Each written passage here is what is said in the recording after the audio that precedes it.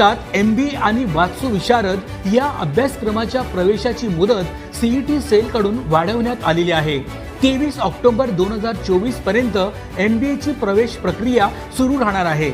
अखिल भारतीय तंत्र शिक्षण परिषदेने तंत्र शिक्षणाअंतर्गत येणाऱ्या विविध अभ्यासक्रमांच्या प्रवेशासाठी 1 महिन्याची मुदत वाढवली आहे। यामध्ये प्रथम वर्ष आणि द्वितीय वर्ष लॅटरल प्रवेशाची मुदतवाढ विद्यार्थ्यांना मिळालेली आहे। संस्थात्मक स्तरावर कॅप थेअरीनंतर रिक्त राहिलेल्या प्रथम आणि द्वितीय वर्ष MBA अभ्यासक्रमाची प्रवेश प्रक्रिया आता 23 ऑक्टोबर पर्यंत राबवली जाणार आहे। महायुती सरकारमुळे विद्यार्थ्यांना हा मोठा दिलासा मिळालेला आहे।